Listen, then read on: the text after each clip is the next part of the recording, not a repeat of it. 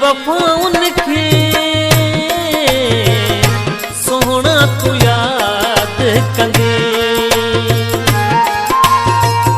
मुंहिंजी वफ़ाउन खे सोहणा तू यादि कंदे। अकेलो जॾहिं रोई फरियाद कंदे, मुंहिंजी वफ़ाउन खे सोहणा तू यादि कंदे, मुंहिंजी वफ़ाउन खे सोहणा तू यादि कंदे।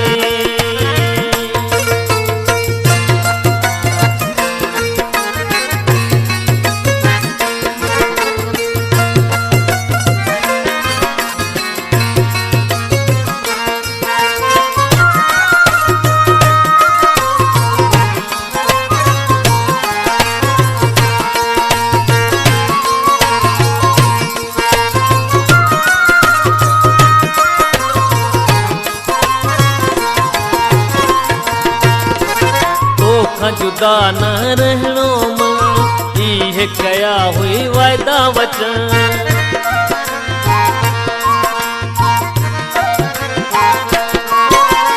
तोखां जुदा न रहणो मन, इहे कया हुई वायदा वचन। पाण खवे मूंखे दूर करे, दिलड़ी टोड़े चूर करे। पाण खवे मूंखे दूर करे, दिलड़ी टोड़े चूर करे।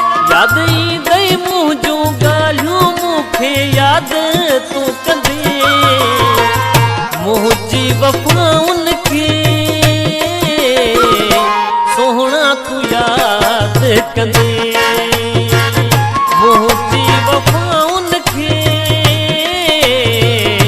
सोहणा तू यादि कंदे।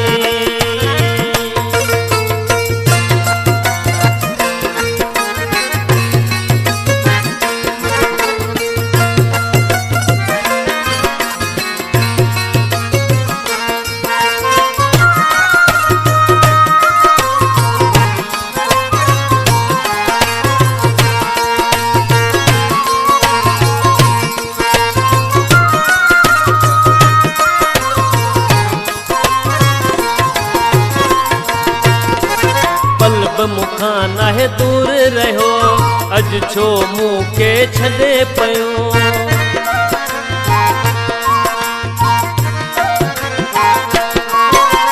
पल बि मुखां नाहे दूर रहियो, अॼु छो मूंखे छॾे पियो।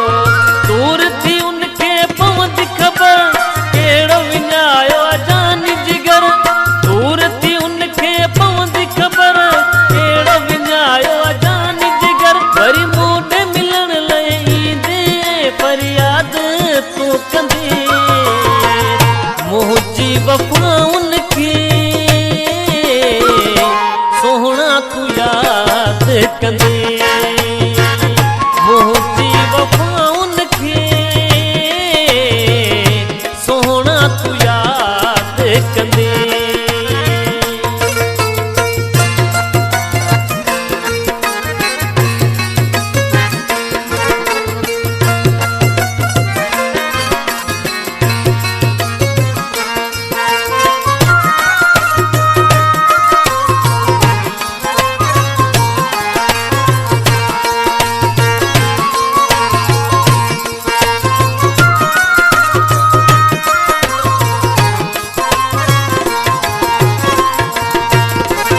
अली हसन तोखे कहिड़ी ख़बर, तोड़े वई मुंहिंजे दिल जो घर।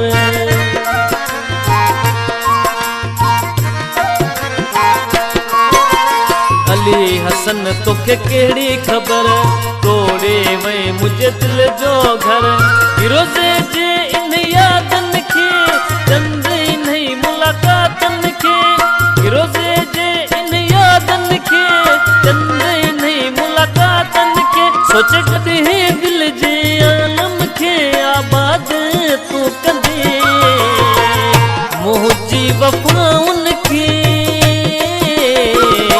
सोहणा तू यादि कंदे,